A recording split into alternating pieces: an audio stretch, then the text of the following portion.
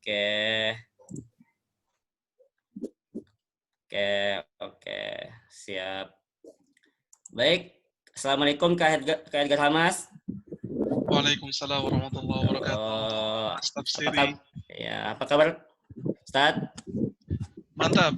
Mantap ya. Ini Good lagi, looking. Masya Allah. Lagi di luar apa di dalam negeri nih? Lagi di dalam Bekasi. Oh, Planet Bekasi lain. ya. Masya Allah. Lain. Masya Allah ya. Silakan Kak Edgar Hamas bisa menyampaikan sharingnya pada malam hari ini. Fadhillah pada masyarakat. Oke, terima kasih Mas Tafsiri dan juga very great speech from Mas Faras. Lama nggak jumpa. Terakhir di Depok. Sebelum Corona menyerang. Alhamdulillah. Teman-teman semuanya, bismillahirrahmanirrahim. Assalamualaikum warahmatullahi wabarakatuh. Alhamdulillah rabbil alamin. Alhamdulillah wassalatu wassalamu ala Rasulillah la haula wala quwwata illa billah. Qala Allah azza wa jalla Bismillahirrahmanirrahim. Iqra bismi rabbikal ladzi khalaq. Wa qala aidan Nun wal qalami wama yasturun. Rekan semuanya yang dirahmati Allah Subhanahu wa taala, kita bersyukur kepada Allah atas banyak sekali nikmatnya. Kalau tadi Mas Tafsiri menyinggung tentang nikmat sehat, kita bersyukur nikmat itu. Tapi saya juga menyinggung satu nikmat yang penting banget sih buat hari ini, yaitu nikmat menjadi manusia normal, teman-teman semuanya. Why? Kenapa nikmat menjadi manusia normal? Hari ini banyak banget orang yang bangga dengan maksiatnya, bangga. Banyak. Lihat Twitter tuh ngeri banget sih, asli, berat. Yang cowok suka sama cowok, ada bangga. Yang cewek sama cewek suka sama cewek, ada bangga. Feminisme itu menggila banget sih. Jadi banyak banget hari ini orang itu yang bangga dengan kegilaannya. Maka teman-teman semuanya, berbanggalah kita. Saya yakin ya, Mas Tafsiri wajah-wajah orang normal, saya tahu itu. Mas Faras wajah orang normal, jelas. Dan ada teman-teman semua di sini terlihat wajah manusia normal yang good looking, yang apa namanya, kita semuanya insya Allah bersyukur atas nikmat normal ini. Kenapa teman-teman semuanya? Begitulah Rasul Muhammad SAW bersabda, ketika nanti datang hari kiamat itu, orang yang tetap beriman itu kalmasik, seperti orang-orang yang memegang bara api. Dan kita ini, ya selamat menjadi ghuraba, selamat menjadi orang asing, yang rasa-rasanya dunia itu udah nggak sesuai lagi sama yang kita inginkan. Maka teman-teman semuanya, pada kesempatan malam hari ini, saya sangat berbahagia bisa ketemu lagi dengan teman-teman Agri Quran. Ini, wah, speechless sama Agri Quran teman-teman. Kalau memang teman-teman punya minat dalam pertanian, ikut Agri Quran. Karena sekarang kita ini lagi islamisasi pengetahuan kembali. Kita lagi mengislamkan kembali pengetahuan kita. Kalau Mas Faras dan teman-teman di Agri Quran itu sedang mengislamkan kembali pertanian, maka kalau saya nih masuk ke ruang lain mengislamkan sejarah kita. Ada yang mengislamkan politik kita, ada yang mengislamkan sosial kita, ada yang mengislamkan budaya kita. Karena umat ini jauh banget dari Al-Quran, makanya Syekh Muhammad Abduh, beliau bilang, Al-Islamu mahjubun bil muslimin. Islam ini terhijabi, tertutup oleh kaum muslimin sendiri. Kenapa itu? Banyak banget variabel-variabelnya. Jadi, wah, please teman-teman semuanya, teman-teman yang hadir dalam forum ini bukan orang biasa, insya Allah. Kita genting banget sih situasinya. Genting banget dan butuh orang-orang yang bisa mengisi ruang-ruang kekosongan ini. Ya, silakan menjadi orang-orang agen-agen perubahan yang mengisi ruang-ruang kekosongan narasi keumatan. Jadi, berdakwah itu nggak mesti dengan di atas mimbar. Berdakwah itu nggak mesti dengan ngomong berorasi. Dakwah itu bisa dengan pertanian, dan para sahabat adalah para petani. Dakwah itu bisa dengan traveling. Para sahabat adalah traveler. Imam Bukhari, traveler. Imam Ahmad traveler, Ibnu Battuta traveler. Dakwah itu bisa dengan berdagang. Para generasi salafus saleh berdagang. Nah, teman-teman semuanya. Saya sudah minta ke panitia untuk siapkan slide ya. Saya sudah bikin slide-nya dan saya minta panitia buat siapkan presentasinya karena saya pakai HP sekarang. Insya Allah kita akan membahas tentang kontribusi literasi umat Islam dalam peradaban. Baik, teman-teman semuanya, saya ingin tanya kepada teman-teman semuanya. Ini literasi itu artinya apa ya? Ada yang tahu nggak? Ada yang bilang literasi itu artinya nulis doang. Ada yang bilang literasi itu artinya buku doang. Literasi itu nggak sekecil itu dan nggak sesederhana itu, teman-teman. Literasi adalah proses belajar, proses membaca dan proses menulis. Sesuatu yang membuat sebuah bangsa itu bisa maju dan jika ditinggalkan membuat sebuah bangsa menjadi mundur. Jadi dia benar-benar penting banget. Bangsa bisa menjadi bangsa yang hebat kalau dia membaca dan menulis, dan kelihatan banget dari surveinya. Nanti kita akan lihat petanya, peta penyebaran bangsa yang paling banyak membaca siapa, yang paling banyak nulis siapa, dan paling gak suka nulis dan baca itu siapa. Oke. Sudah siap? Apakah sudah di set? Mana yang panitia ya?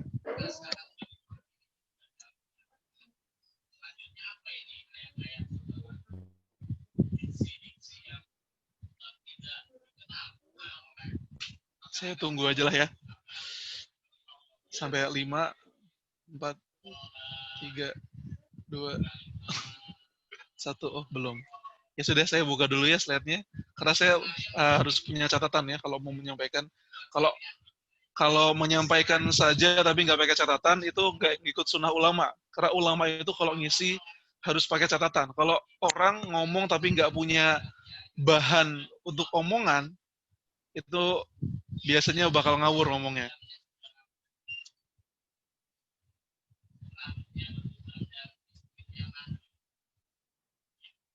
Sebentar.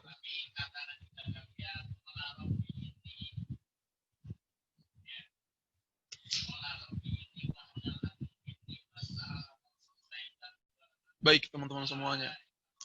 Kontribusi literasi untuk peradaban Islam. Sudah ada, teman-teman?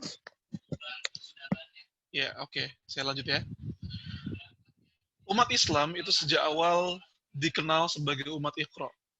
Karena awal firman Allah Subhanahu wa taala kepada umat ini adalah Iqra bismi rabbikal ladzi khalaq.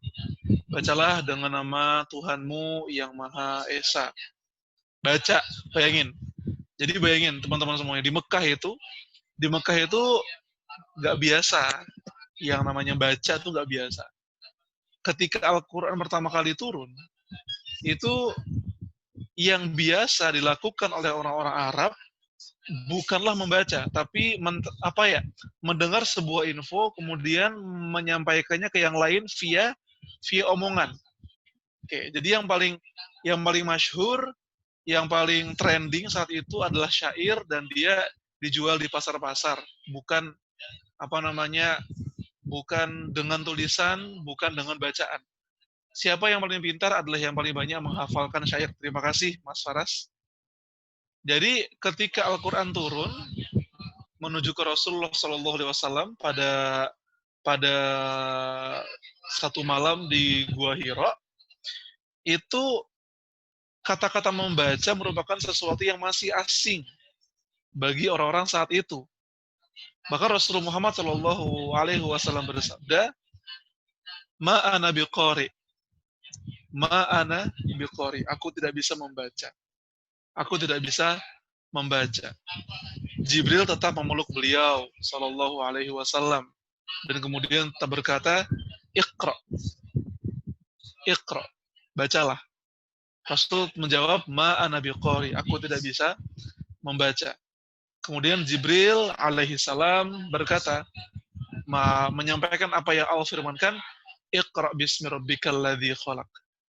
Bacalah dengan nama Tuhanmu yang menciptakan. Seorang ulama di Wonosobo, saya tahu beliau sering diundang oleh istana negara, namanya Kiai Abdul Muthalib. Beliau berkata, hendaknya, teman-teman semuanya, kata beliau, hendaknya hari ketika Al-Quran pertama kali turun dalam surat Al-Alaq, itu menjadi hari pena internasional, hari bacaan internasional. Karena secara jelas dan secara tersurat, Allah ini nyuruh kita semuanya buat baca. Baca apa? Iqra bismi rabbikal ladzi khalaq. Membaca dunia ini, membaca apa saja, membaca ilmu pengetahuan, dan ayat Allah itu ada dua, ayat kauniyah, ada ayat qauliyah.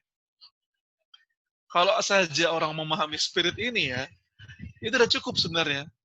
Udah cukup untuk menjadikan umat Islam itu umat baca. Tapi ya itu, dan seharusnya hari di mana Al-Quran turun pertama kali, kita menyebutnya sebagai hari bacaan internasional. Karena dia adalah perintah membaca dari langit ke-7. Bayangin aja, perintah baca dari langit ke-7. Iqra bismi rabbikal ladzi khalaq. Di ayat lain pun Allah berfirman, Azza wa Jal, nun wal qalami wa ma yasturun. Pena demi pena dan apa yang dia tuliskan. Saya mulai ya dari kegelisahan saya. Jadi saya menyiapkan slide ini tadinya pengen menyampaikan yang sama-sama aja, cuma saya pengen yang beda aja sekarang. Next. Terima kasih, Mas. Bermula dari postingan ini di Gen Saladin. Ya, ini postingan beberapa hari yang lalu ya.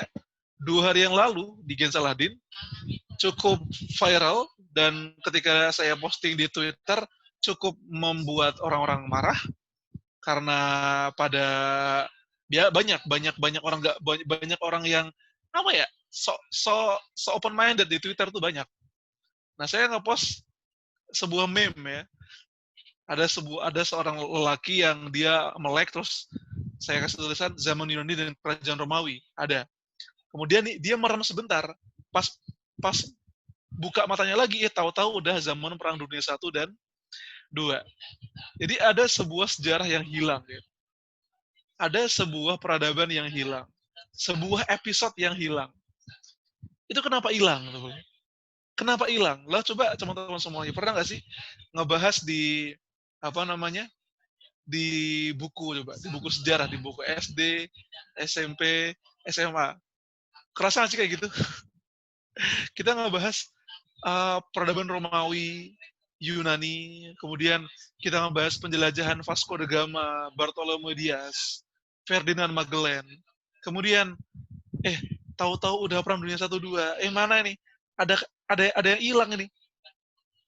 Tahu-tahu tadi ngebahas zaman dulu kan, zaman Paleolitikum, Mesozoikum, zaman Paleo Javanicus, Meganthropus, Paleo Javanicus, Homo erectus, Homo sapiens, dan kawan-kawannya. Tahu-tahu, lah kok sudah kejayaan Romawi? Lah, tahu-tahu sudah zaman Perang Dunia 1 dan 2. Tahu-tahu sudah sejarah Eropa. Bagaimana ini? Tahu-tahu sejarah Indonesia. What's going on? What happened? Ada apa ini? Ada sesuatu yang hilang. Kenapa dia hilang? Ada sejarah yang hilang. Kenapa dia hilang? Kita bilang, ya, ada sebuah usaha memang. Ada sebuah usaha penguburan sejarah.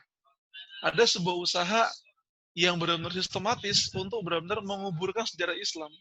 Dengan apa? Dengan literasi. Dengan tulisan. Tapi kemudian ada komen yang baik, ada komen yang cukup menggelitik yang saya bacakan ya. Sejarah itu sebenarnya nggak disembunyikan atau dikuburkan. Tapi kebetulan saja penulis sejarah sekarang didominasi oleh Barat. Saya ibaratkan seperti dua ahli sejarah, yang A produktif dan B tidak. Ya. Ada Eropa, ada dunia Islam. Ini yang sampai kepada kita adalah memang penulis yang lebih produktif buat menulis, buat mengkaji buku, buat menerbitkan sebuah jurnal. Sehingga teman-teman semuanya kalah. Sejarawan dunia Islam tuh kalah pamornya dari sejarawan Eropa, dari tulisan-tulisan Eropa. Kenapa? Ya karena kurang produktif, teman-teman semuanya. Kurang produktif. Kita menulis, tapi kita malas-malasan dalam menulis. Akhirnya tulisan yang kita baca sekarang itu didominasi oleh orang-orang yang memang rajin nulis. Kenapa orang-orang LGBT kok nyebar kemana-mana? Ya, selain karena mereka dibayar, para penganut dan pembela LGBT ya juga semangat buat menulis.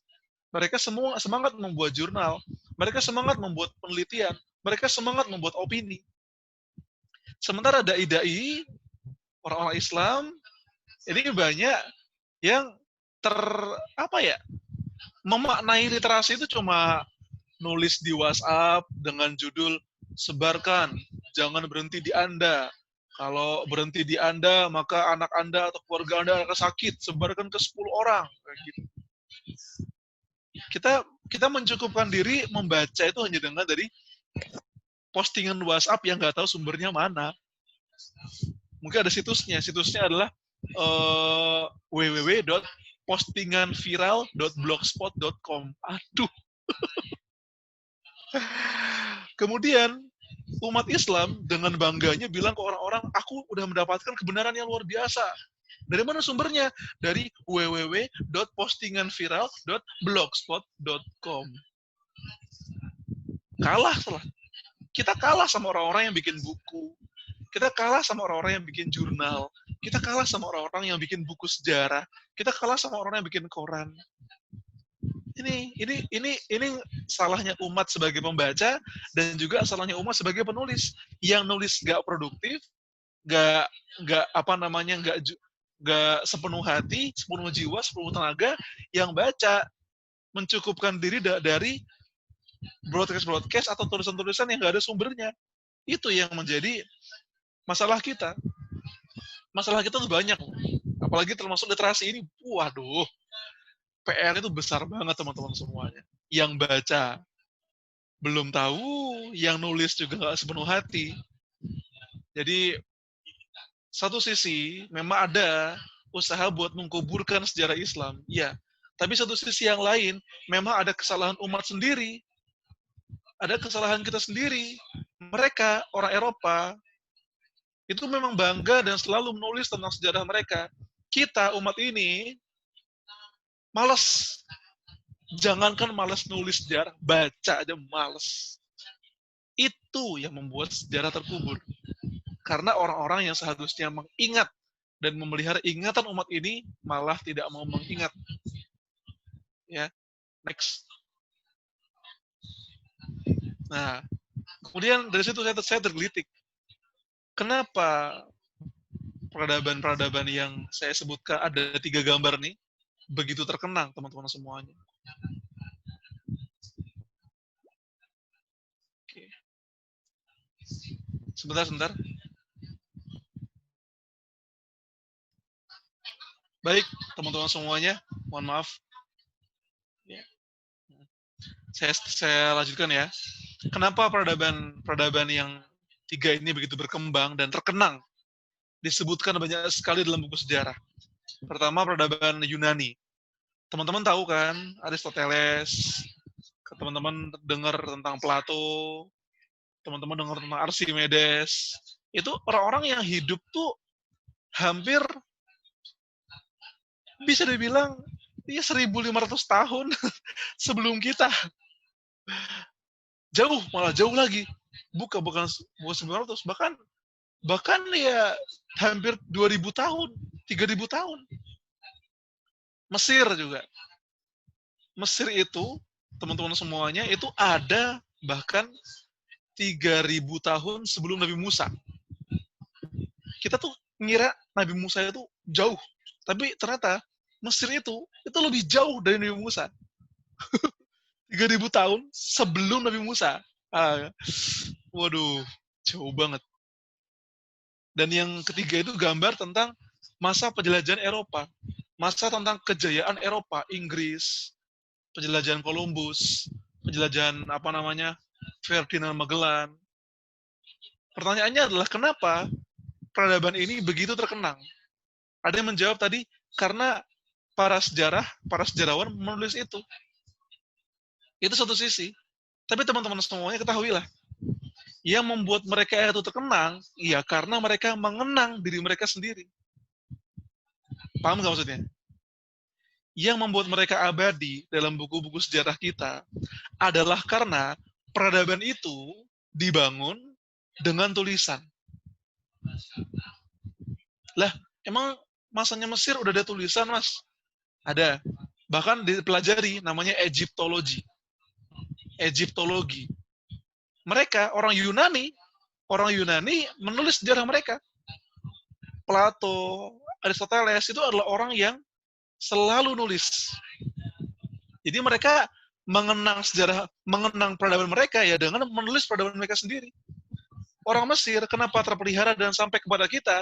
Ya karena orang Mesir itu punya apa namanya satu kemampuan buat nulis. Mereka punya hieroglif, mereka punya aksara Mesir.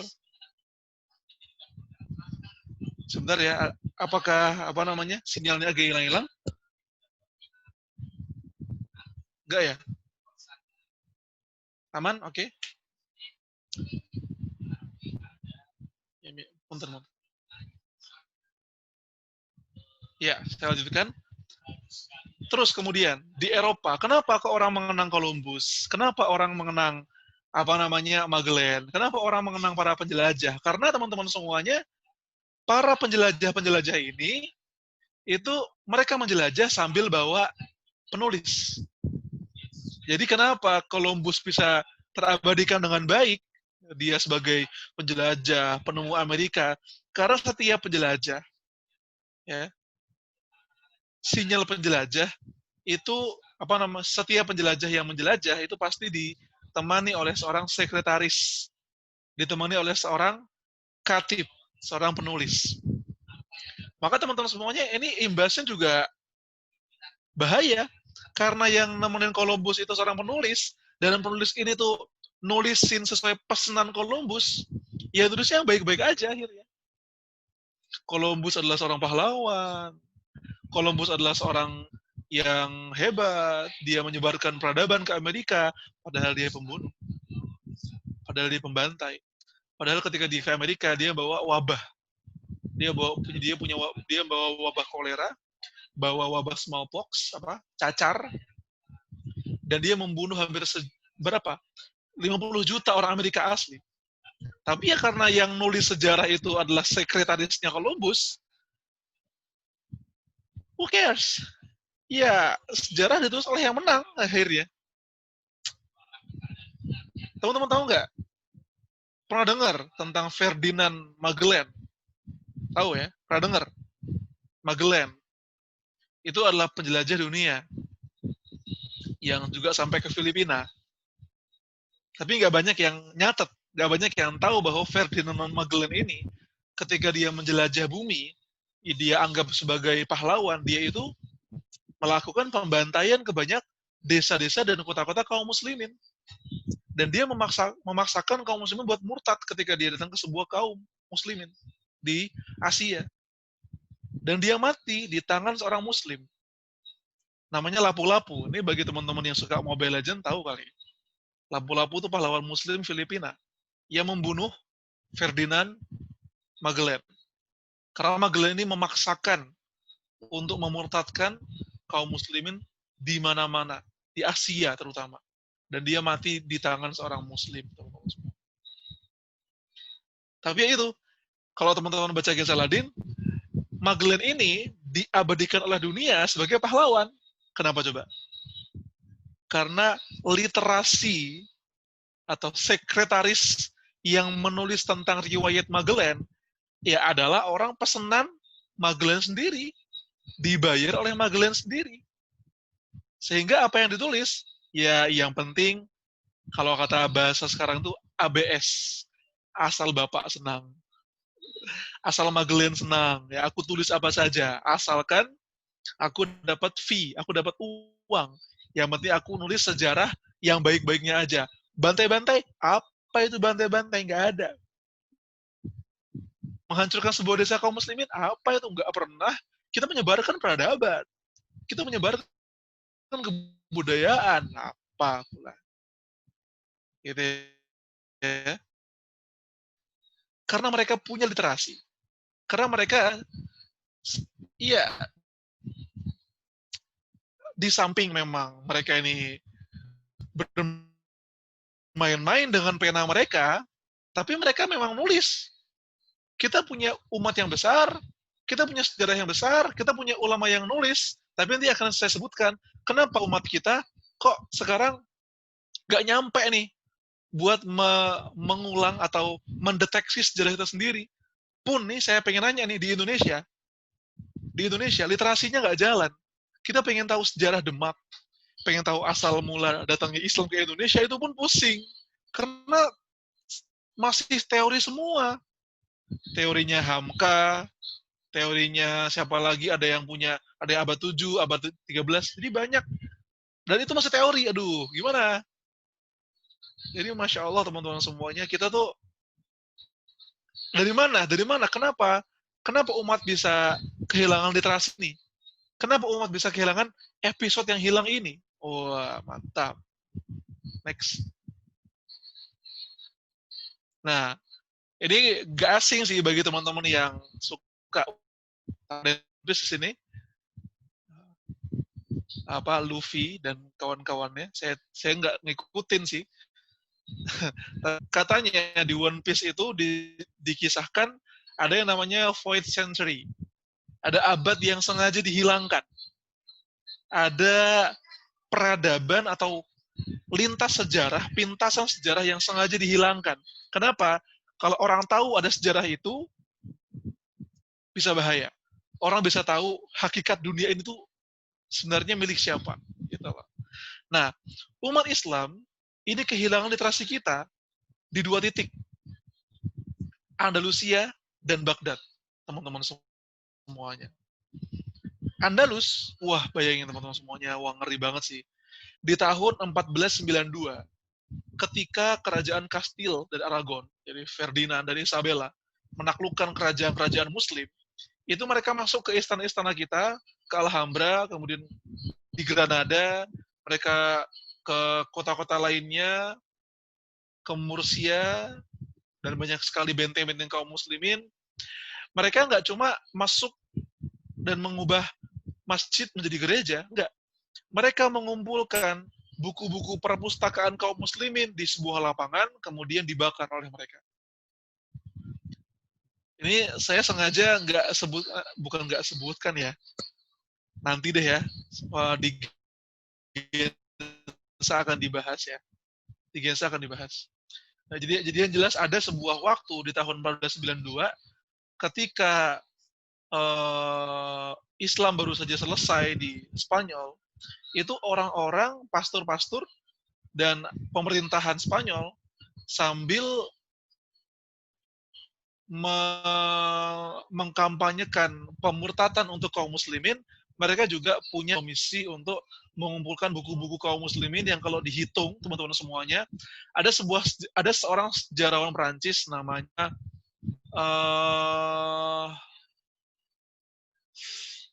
Astagfirullahaladzim. Siapa ya? Allahumma shalli Muhammad. Gustave Le Bon. Ya, Gustave Le Bon berkata, kalau saja buku-buku kaum muslimin di Andalus gak dibakar, sungguh kita sudah bisa berlayar atau kita sudah bisa terbang ke planet-planet. Itu kata dia.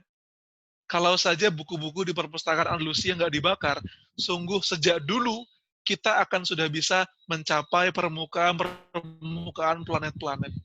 Tapi karena buku-buku itu dibakar, dan itu buku isinya banyak, buku-buku sains, buku-buku tentang sejarah umat, buku-buku tentang ekonomi, sosial, termasuk yang tadi dikatakan oleh Mas Faras, kitab Al-Filahah, kitab tentang pertanian, bagaimana kaum muslimin menyulap Spanyol menjadi sebuah dataran hijau. Bagaimana kaum muslimin menyulap Afrika Utara yang cukup gersang menjadi sawah-sawah dan kebun-kebun yang ranum. Bagaimana kaum muslimin menyulap Sisilia 10 kilo. Saya mendapati 3 kilo jaraknya dari Italia. itu pernah dikuasai kaum muslimin dan panen zaitun setiap tahun di sana oleh kaum muslimin. Tapi buku-buku itu hilang, hilang, dibakar atau dibuang ke sungai, satu Andalus. Itu titik di mana literasi kita tuh hilang. Literasi hilang dan tidak ada ulama kita yang benar-benar mampu menulis ulang literasi itu. Jadi, aduh ya Allah, sayang banget sih. Yang kedua, Baghdad. Baghdad itu menjadi abu ketika pasukan Mongol datang ke sana. Dan mereka membakar semuanya, termasuk perpustakaan Baitul Hikmah. Mereka membakar buku-buku dan ada kemudian abunya dibuang ke sungai Eufrat dan Tigris. Sehingga sungai itu menjadi hitam warnanya. Dan bayangkan teman-teman semuanya, isi perpustakaan Baitul Hikmah di saat itu, saya bilang tahun berapa? Tahun 1258.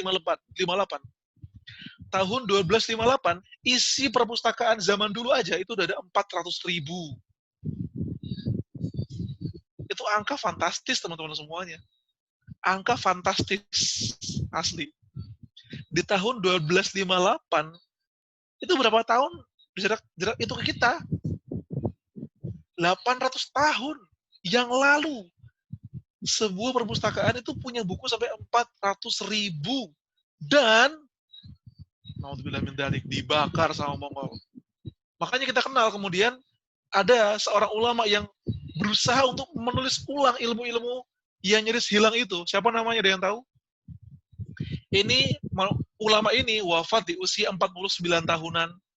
Beliau nggak menikah hanya demi mengumpulkan ilmu-ilmu yang pernah hilang karena perpustakaan dibakar oleh Mongol. Dia adalah yang menulis kitab Hadis Al-Arba'in. Siapa beliau? Imam An-Nawawi. Imam Nawawi rela nggak menikah, teman-teman semuanya. Beliau menulis buku-buku yang sangat-sangat banyak. Sangat-sangat banyak. Riyadhus Shalihin, Hadis Arba'in, dan banyak lagi sih. Itu beliau hidup di masa ketika Baghdad baru aja dibakar. Sehingga beliau mengumpulkan ilmu-ilmu yang hilang itu. Tapi juga itu belum bisa mengumpulkan semuanya, teman-teman semuanya. Karena banyak banget ilmu-ilmu di Baghdad dan Andalusia yang ketika dia dibakar, ulama kita tuh tidak sepenuhnya bisa buat menulis ulang buku-buku tersebut. Sejak itulah the void century began. Abad kekosongan dimulai. Padahal sebenarnya ada yang bilang bukan yang bilang lagi, fix itu yang menemukan ilmu botani kita, yang menemukan ilmu tentang pengukuran diameter bumi kita, umat Islam, yang menemukan ilmu tentang geografi kita, yang menemukan bahkan merintis ilmu tentang penerbangan kita, ya karena sejarah kita hilang, literasi kita hilang, aduh. Sementara umat ini, apakah karena sinyalnya lemot, atau kita nggak punya paket internet yang benar ya, kita nggak bisa download lagi sejarah itu gitu. Bukan nggak bisa, susah, tapi bisa. Maka dari itu ya Gensa tuh ada. Gensa tuh ada salah satunya ya untuk mendownload ulang sejarah kita. Makanya kita tuh kayak agak kurang pas aja kalau kita ngambil dari buku-buku bahasa Indonesia. Kita Gensa langsung ngambil dari buku-buku yang memang ulama kita tulis. Al-Kamil fi Tarikh, Al-Bidayah wan Nihayah, kemudian Al-Isabah fi Tamyiz Sahabah, dan buku-buku turos lainnya, buku-buku kuno lainnya. Makin kuno, makin asik. Karena apa? Lebih otentik. Mereka yang langsung bertemu dengan orang-orang terdekat dengan generasi sahabat, generasi Rasulullah Muhammad SAW. Gitu teman-teman semua. Itu menandakan teman-teman semua, literasi itu sangat penting. Ya, tanpa literasi, teman-teman semuanya, kita hilang. Tanpa literasi, kalau orang Indonesia nggak menulis tentang Indonesia, terjadi nih kejadian. Yang nulis tentang Indonesia, orang Belanda. Aduh, gimana ini? Jadi kita kita mencari sejarah kita, ironis, kita mencari sejarah kita ke Belanda. Kenapa? Karena literatur bangsa ini, ketika Belanda hengkang dari Indonesia ke sana, mereka pulang ke Belanda dengan membawa manuskrip-manuskrip dan teks-teks penting tentang sejarah kita. Kenapa? Mereka punya maksud. Cordell Hull, seorang senator Amerika, dia bilang, ya kalau Anda ingin menghancurkan sebuah bangsa, hilangkan sejarahnya, hilangkan literasinya, habis dihilangkan, bikin sejarah baru dan cocokkan ke mereka. Emang. Ini masalah darurat ya teman-teman semua ya. Darurat ini. Literasi penting. Nulis penting, baca itu penting. Dan kita masih kalah. Aduh. Kalah banyak. Next. Mas. Nah, sampai kemudian ini buku-buku yang sedang Gensa pelajari, ini buku-buku yang ditulis oleh para ulama dan pakar sejarah tentang yang menanggapi dan menyikapi bahwa sejarah umat Islam itu banyak yang hilang. Ya, satu yang warna biru itu tulisan Syekh Yusuf Al-Qardawi, judulnya Tarikhuna Al-Muftaru Alaiha. Sejarah kita yang banyak didistorsi. Sejarah kita yang banyak diacak-acak. Itu judulnya. Seru kan? Seru tuh. Ada kok dalam bahasa Indonesia, cuma nggak tahu, kayaknya ada yang nyetak lagi. Judulnya Distorsi Sejarah Islam. Catat, namanya Distorsi Sejarah Islam. Itu mungkin di PDF ada. Tadi siang saya cek di Goodreads ada. Terus di tengah itu tulisannya Muhammad Qutub, judulnya Kaifa Naktubu Tarikh Al-Islami. Perlukah kita menulis ulang sejarah Islam? Kenapa? Karena beliau sadar banyak yang hilang. Yang ketiga, judulnya udah nggak main-main, ya. Lost Islamic History. Ya, terang-terangan sejarah Islam yang hilang. Yang nulis Firas Al-Khatib. Jadi 3 buku ini cuma sedikit dari banyak buku-buku. Jadi saya ngikutin perpustakaan Utsmani online. Ada banyak buku-buku tentang Utsmani yang nggak sampai kepada kita. Utsmani ini sebuah saya izin sebentar.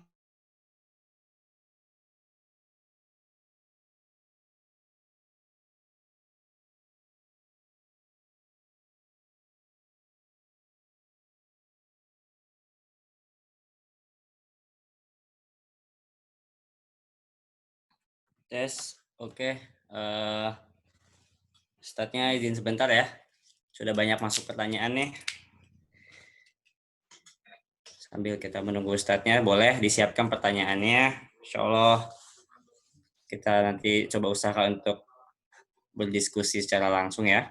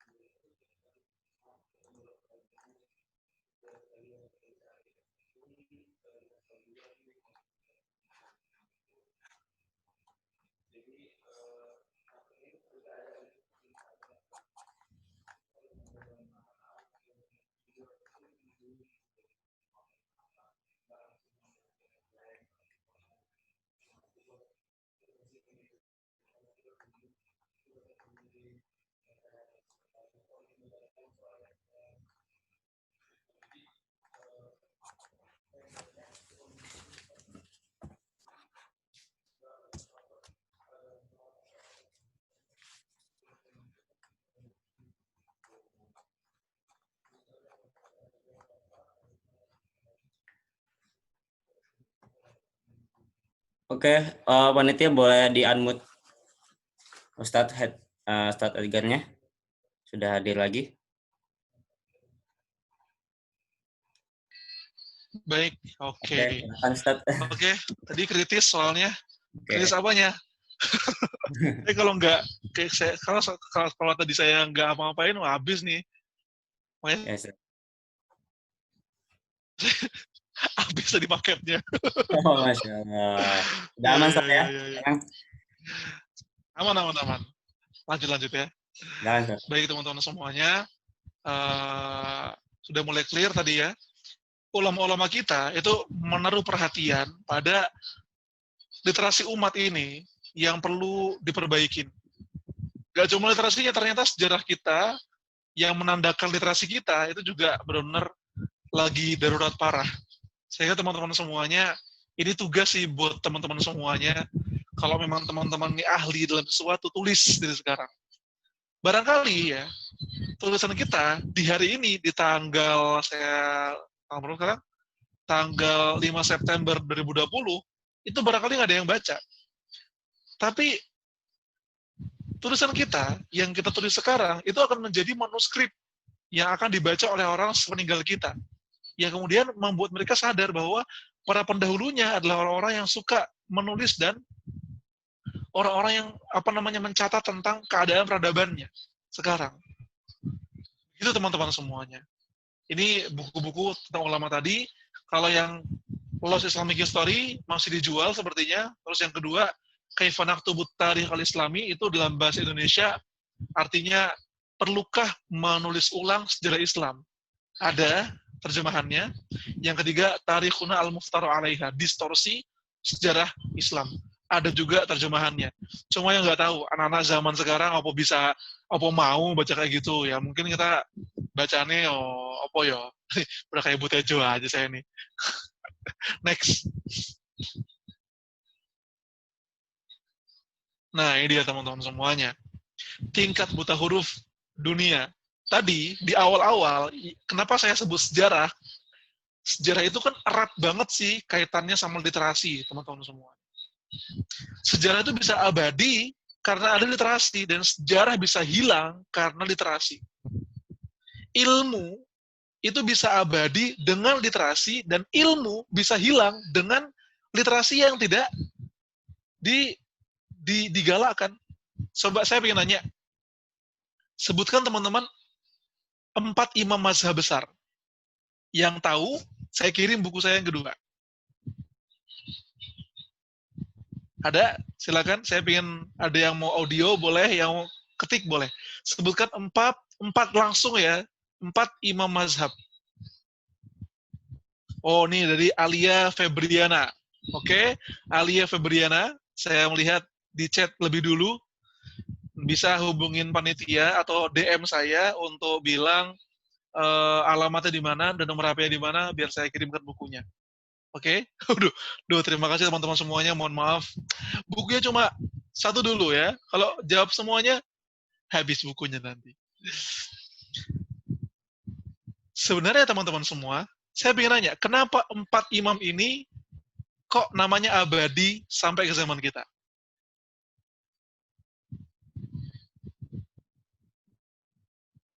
Karena karena temanya literasi, makanya jawabannya literasi. Betul, betul. Tapi ada yang lebih pas lagi nih dari Tias, betul. Karena mereka menulis dan karena muridnya menulis. Apa kata mereka? Penting dari Tias tadi, terima kasih. Itu poin penting banget. Sebenarnya teman-teman semua, ada satu ulama di zamannya 4 imam yang lebih jenius dari Imam Syafi'i. Dan Imam Syafi'i mengakui itu. Bahkan kalau beliau ini, sebenarnya beliau ini tuh sangat cocok untuk membuat mazhab kelima. Ada yang pernah dengar?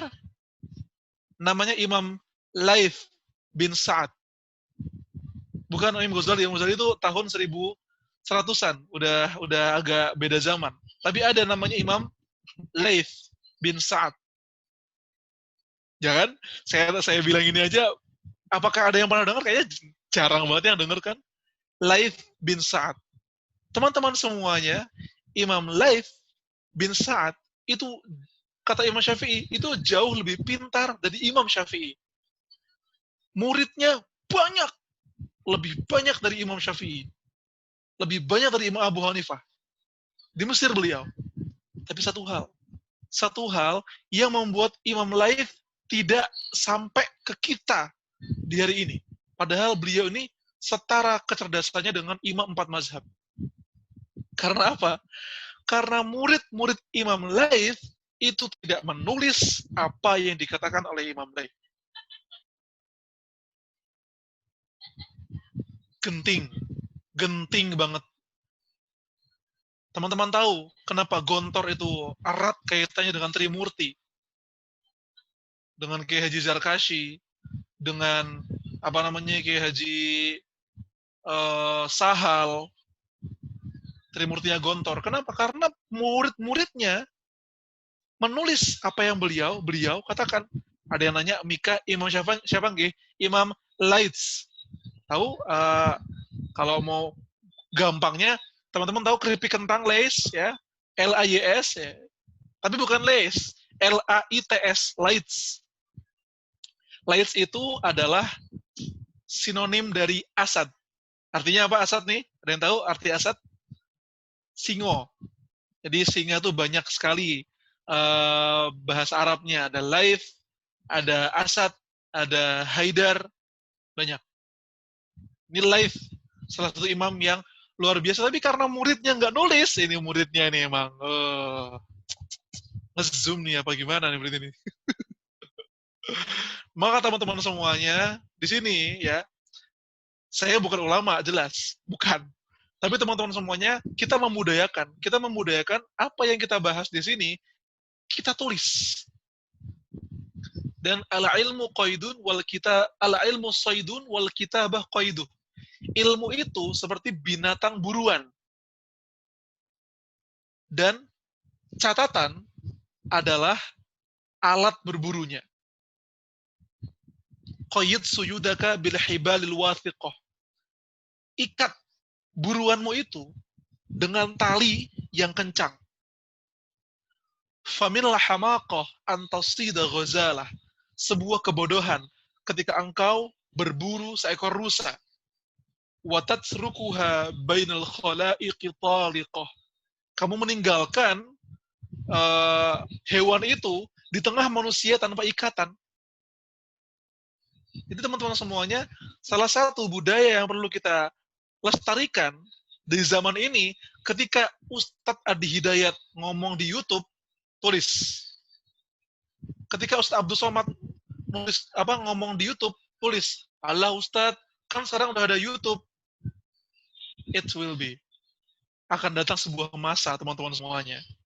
Akan datang sebuah masa ketika video itu hilang. Teknologi hilang. Dan dia gampang di-ban. gampang di-banned sama pihak-pihak yang nggak pengen Islam berjaya. Video bisa hilang. Tapi catatan itu bisa tetap ada di buku-buku kita, ada di dokumen-dokumen kita. Tetap perlu ada yang namanya literasi. Video, oke, memang ada yang dapat ilmu dari video. Tapi catatan tetap penting, teman-teman semuanya. Ya, lihat petanya, sekarang ke peta deh ya. Ini peta tingkat buta huruf dunia. Makin biru, makin pinter. Nomor 1, yang bebas buta huruf, Australia. Kemudian ada Amerika. Yang biru-biru negara Eropa, Rusia. Yang Indonesia termasuk biru. Lumayan Indonesia. Tapi kemudian lihat negara muslim pada umumnya ya, tidak sebiru negara-negara Eropa. Bahkan lihat Mesir ya, itu hijau, Arab Saudi hijau, Iran hijau. To be honest, teman-teman semuanya, semajunya Saudi Arabia, semaju-majunya negara Arab sekarang, itu masih ada orang-orang Badui, masih ada. Gak mau baca nulis, gak mau mereka. Dan saya kenal. Ketika kami naik mobil, kita bilangnya Tremco, di Indonesia namanya angkot kali ya. Naik angkot dari kampus ke Nabawi, itu sopir-sopirnya nggak bisa membaca, sebagian besar. Ya karena memang dari Baduy mereka. Jadi tingkat literasi umat ini bisa dilihat di peta itu. Nulis kita, jangankan nulis, baca ya masih malas. Jepang tertinggi, termasuk dalam membaca. Bisa habis 4 buku dalam setahun. Minimal tuh average-nya tuh rata-rata kayak gitu. Indonesia berapa teman-teman? Malu kalau saya bilang ya. 3 halaman setahun. Itu baca buku atau baca pamflet itu. Itu teman-teman semuanya. Next. Nah, ini Mas Faras kayaknya tahu nih bis ini. Karena Mas Faras, saya ketemu Mas Faras pertama kali di Mesir. Dan ini adalah bis yang terkenal di Mesir. Namanya bis 80 coret. Ya, ada coretnya. Jadi 80 ada tulisan 80 kemudian dicoret. Set. Nah, tuh. Itu bisnya mahasiswa yang mau berangkat ke Al-Azhar. Oke? Teman-teman tahu buta huruf di Mesir itu 40%. Dan tulisan yang ada di bis itu nggak dipahami orang Mesir. Maka teman-teman semuanya distrik-distrik di Mesir itu kan di Kairo itu ada distrik awal, distrik 1. Ada distrik Robiah 4. Distrik saya tempat tinggal itu namanya distrik Ashir. Ashir 10 kan. Ada distrik 8, Samin, ada distrik 7. Nah, orang Mesir kalau mau naik bis itu nggak lihat apa namanya papan di bisnya arah kemana, tujuan mana, enggak. Mereka itu kalau mau naik bis, mereka bakal nyebutin dengan tangannya gitu loh. Kalau mau ke distrik 7, mereka kayak gini. Sabe. Mereka bakal kayak gini. Karena mereka nggak tahu ini bis mau kemana. Sabe kayak gini. Kalau Samin kayak gini. Samin. Oh, ada nggak yang mau Samin? Mana Samin? 8. Kalau 10, unik lagi. Gimana 10? Apakah kayak gini? Enggak. Kalau saya di Mesir, ketika kita mau pulang ke distrik kita, mau ke rumah, Ashir kayak gini. Ashir. Itu menandakan banget sih namanya tingkat literasi. Umat kita bacanya, nulisnya lemah. Indonesia pun demikian. Ya. 2 kata kuncinya. Lanjut ya. 2 kata kuncinya betul tadi yang disampaikan oleh Qori juga, surat Al-Alaq dan juga dalam surat Al-Qalam, Iqra dan Qalam, membaca dan menulis. Iqra adalah bacalah, Qalam adalah pena untuk menulis. Itu 2 kata kunci kita. Iqra itu untuk mengumpulkan ilmu, Qalam itu untuk menyebarkan ilmu. Ya enggak? Lah kan bisa Mas pakai ngomong. Iya, tapi kan ada masanya omongan kita tuh kita di penjara barangkali, kita lagi batuk, kita lagi flu, susah ngomong. Ya, ada dua cara orang untuk menyampaikan pikirannya, bisa dengan tulisan, bisa dengan omongan. Omongan itu bisa dijegal, tapi tulisan ada sebuah kalimat yang luar biasa sih. 1 pelurumu, ini masyhur banget sih, tahu ya, Mas, teman-teman semuanya. 1 pelurumu hanya bisa menembus 1 kepalaku, tapi 1 tulisanku bisa menembus 1.000.000 kepala manusia. Took life. Wah, mantap. Itu teman-teman semuanya, karena tulisan itu, ya, kata ST. Saya kenapa nggak menyebutkan namanya? Nanti, suatu saat akan saya sebutkan namanya. Sudah disebutkan oleh teman-teman ya. 1 pelurumu bisa menembus kepalaku, 1 saja. Tapi 1 tulisanku bisa menembus jutaan kepala manusia. Buya Hamka menulis tafsirnya di penjara. suaranya tercekat, ya bisa ngomong kan, karena beliau di penjara. Tapi karya beliau dibaca oleh beberapa generasi. Soekarno justru menulis buku-bukunya ya di penjara. Erdogan di penjara pernah. Kenapa coba? Erdogan pernah di penjara karena baca puisi. Karena baca puisi di penjara. Kenapa sih? Kok puisi? Baca puisi di penjara? Hanya karena puisi itu membangkitkan semangat, bukan mengkritik pemerintahan, bukan. Puisi itu adalah puisi zaman dulu, bukan puisi Erdogan. Bukan puisi Erdogan.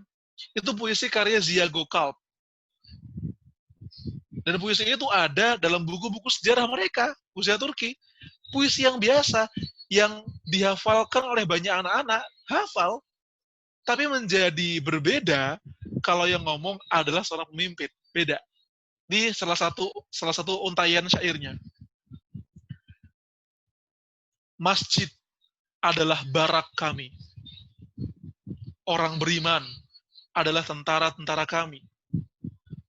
Menara masjid adalah bayonet kami. Azan adalah seruan kami. Wih, itu tuh diucapkan Erdogan di sebuah sidang partai AKP di Turki, membuat dia dikurung di penjara selama 2 tahun. Habis keluar, bukan AKP, belum ada AKP, belum ada partai dia, masih partai Refah saat itu. Dia keluar dari penjara, dia buat AKP, sampai sekarang jadi presiden. Hanya karena puisi. Makanya ada sebuah ungkapan, kalau kata-katamu dibungkam, maka saatnya sastra melawan. Asik. Kenapa teman-teman semuanya? Karena kadang sekarang pun tulisan dibungkam juga nih. Maka ada satu medium dalam menyampaikan kebenaran, namanya sastra. Sastra ini menyinggung tanpa yang tersinggung ini disebut namanya. Sastra ini mengkritik tanpa yang dikritik disebut namanya. Itulah kehebatan tulisan. Dia membunuh tanpa membunuh orang. Dia mencabik-cabik manusia tanpa mencabik-cabik manusia.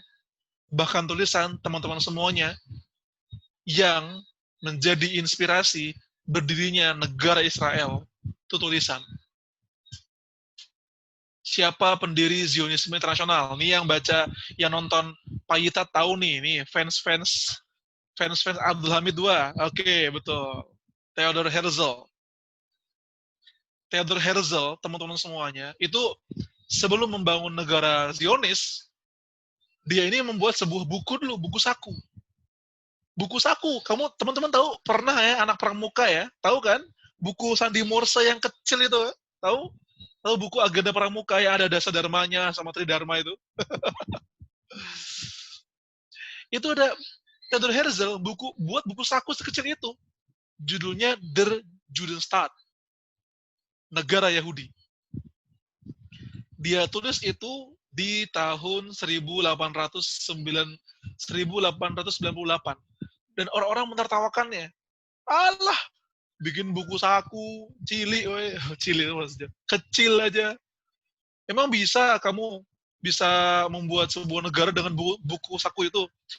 Theodor Herzl dengan enteng bilang, tulisanku ini memang di buku saku. Tapi ingat, 50 tahun setelah saya buat buku ini, Israel akan benar-benar berdiri. Benar, teman-teman. Benar. Dia adakan konferensi Zionis tahun 1898 dan negara Israel berdiri tahun 1948. Awalnya buku. Apa yang membuat Soviet berdiri?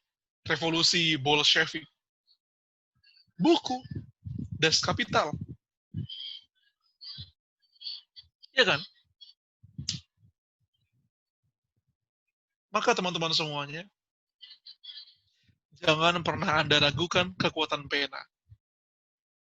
Pena ini bisa menciptakan sebuah negara dan bisa meruntuhkan sebuah negara. Pena ini bisa menciptakan sebuah perang dan mengakhiri sebuah perang. Ngeri ya ngomongnya saya. Tapi bener loh. Tahu nggak perang dunia tuh kenapa sih asal usulnya, tahu nggak? Salah satunya karena karya, apa namanya? Karena tulisan-tulisan Charles Darwin tentang teori evolusi. Tulisan yang membuat orang-orang Eropa menganggap diri mereka ras terbaik sehingga mereka wajar saja mewajarkan diri untuk menjajah negara-negara Asia dan Afrika. Wah, Masya Allah emang. Jadi umat Islam kita diajari sejak awal tentang Iqra dan Qalam. Saatnya bangkit. Bagaimana caranya bangkit? Ini saya akan sampaikan di akhir tentang teknis ya. Teknis bagaimana caranya kita benar-benar memiliki seni dalam membaca. Next. Oke. Ini saya rangkumkan dari sebuah buku mereka apa sih? Mereka cerdas karena membaca banyak buku. Jadi kisahnya Mao Zedong, kisahnya Stalin, kisahnya Kiai Hasan Albana, kisahnya Soekarno, kemudian ada buku-buku tentang bagaimana para pemimpin besar membaca, itu saya rangkumkan dan saya nemu tips-tips para pemimpin dunia ketika membaca. Ini membuat mereka jadi pemimpin dunia. Yang pertama, pergilah ke tempat yang nyaman dan jangan terlalu ramai. Silentkan smartphone kamu dan juga gadget lainnya. Memang perlu kita punya satu tempat khusus buat baca, teman-teman. Dan di tempat yang nyaman, tempat yang enak. Yang kedua, lengkapi perangkat membacamu dengan note kecil. Baca tuh jangan mau baca doang, teman-teman. Perlu ada yang namanya buku kecil, atau seenggaknya teman-teman tuh nggak yang ada kayak sticky notes gitu ya, kayak lembaran tempel gitu ya. Di buku itu makin indah kalau ada stabilonya, kalau ada sticky notes-nya, kalau ada stiker-stikernya, canggih. Saya cinta sama buku yang kayak gitu. Dan gen saya itu ada karena awalnya itu.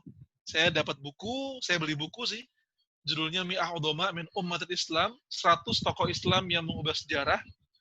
Itu saya baca lamat-lamat, setiap tokohnya saya catat notes-notes-nya, dan ternyata, Masya Allah, itu sangat berguna sekali. Ya, ketika membaca, sediakan semacam notes khusus. Ya. Yang ketiga, jadikan membaca sebagai jadwal khusus. As something you make time for. Jangan pas, ya khusus aja gitu. Boleh ketika mau tidur, boleh ketika lagi habis makan. Dan ingat ini teman-teman semuanya, baca itu bukan kayak lari cepet-cepetan kayak sama teman-teman, enggak. Saya mungkin ya banyak yang enggak sepakat ya. Cuma saya mengambil kesimpulan dari cara baca para pemimpin besar, mereka tuh nggak punya acuan seminggu harus berapa buku, enggak. Yang penting ya memang ada buku yang perlu dibaca cepat, ada. Tapi memang perlu ada buku yang perlu dibaca lama, ada. Bahkan perlu ada buku yang dibaca berulang-ulang, perlu. Jadi setiap buku treatmentnya berbeda-beda. Tergantung bagaimana ada ilmu baru atau di situ. Dan nggak semua buku harus dilihat. Jadi kalau saya baca buku, apalagi Diktat Al-Azhar, karena saya kuliah itu dosen yang ngomong pakai bahasa Arab pasar, jadi bahasa Arab Mesir, saya nggak paham, tapi saya punya buku. Nah, buku ini teman-teman semuanya, saya screening dulu, pasti. Screening dari halaman 1 sampai halaman 300. Screen selama 2 hari. Habis saya screening, saya baca ulang dari awal untuk menstabilo apa yang penting.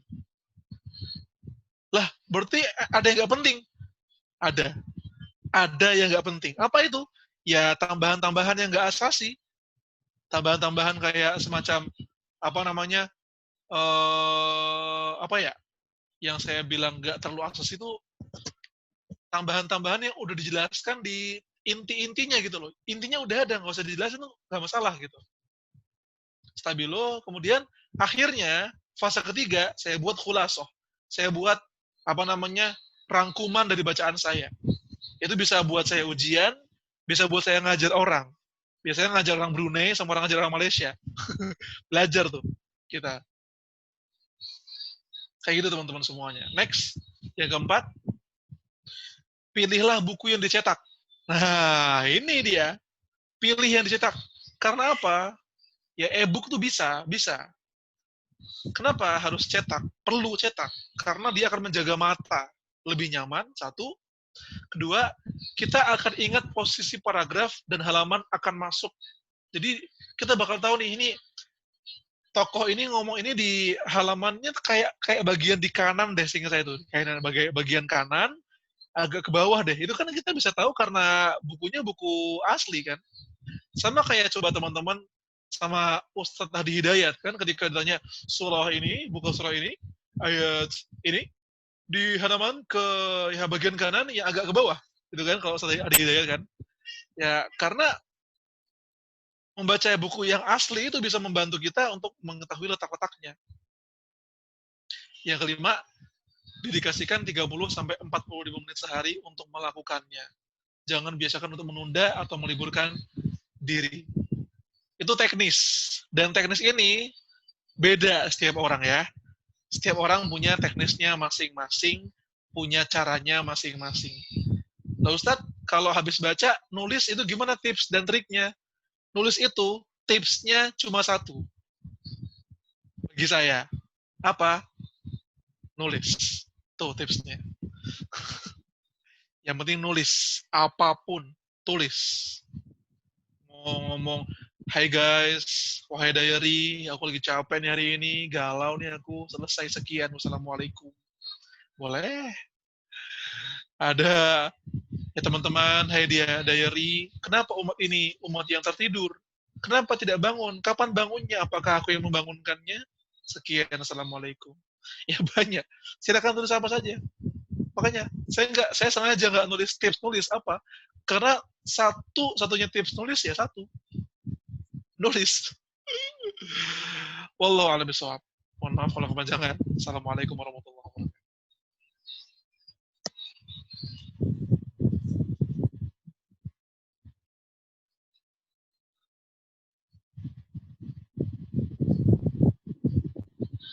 Waalaikumsalam warahmatullahi wabarakatuh. Masya Allah, barakallah, Ustaz. Alhamdulillah ya, kurang lebih hampir 200 lebih bahkan tadi Ustaz yang mendengarkan, menyimak secara sesama terkait dengan materi yang disampaikan Ustaz Haikal Hamas nih, Masya Allah. Beliau banyak menjelaskan terkait dengan strong way-nya di awal ya, dan kita sudah mendengarkan sejarah-sejarah gitu. Bagaimana literasi itu benar-benar mengubah peradaban Islam. Bahkan sampai-sampainya ya kita tahu sejarah kita ditenggelamkan ya oleh bangsa Barat di sana ya. Dan insya Allah sudah banyak pertanyaan-pertanyaan yang sudah saya kumpulkan di sini, Ustadz. Mulai saya boleh bacakan, Ustadz ya. Oke, Ustadz ada yang bertanya nih dari Kadias Ataya. Cerita awal dan motivasi Ustadz menulis buku bagaimana dan pesan kami untuk penulis kecil, Ustadz. Oke. Baik, oke. Saya nulis buku pertama, saya selalu percaya bahwa sejarah itu berulang ya, dan saya ngelihat Rasul itu sebelum dia Nabi gelisah. Ahmad Dahlan sebelum dia Muhammadiyah gelisah. Hasyim Asy'ari sebelum buat NU gelisah. Soekarno sebelum membuat PNI gelisah. Terus saya mikir, wah, berarti saya harus gelisah dulu nih. Gelisah dulu emang. Dan salah satu cara saya menuangkan kegelisahan saya ya nulis. Karena gelisah, galau, tapi nggak dituangkan, jatuhnya overthinking. Nggak bisa tidur. Nggak bisa tidur, dan ya nggak bisa dituangkan, jadinya bingung. Kalau gelisah dituangkan dalam tulisan, setidaknya kita bisa membuat lega hati kita dan membuat orang lain tuh juga ikut merasakan kegelisahan yang sama. Di spirit awal saya nulis itu karena gelisah. Dan gelisah itu mahal saya kira. Gelisah itu hari ini mahal.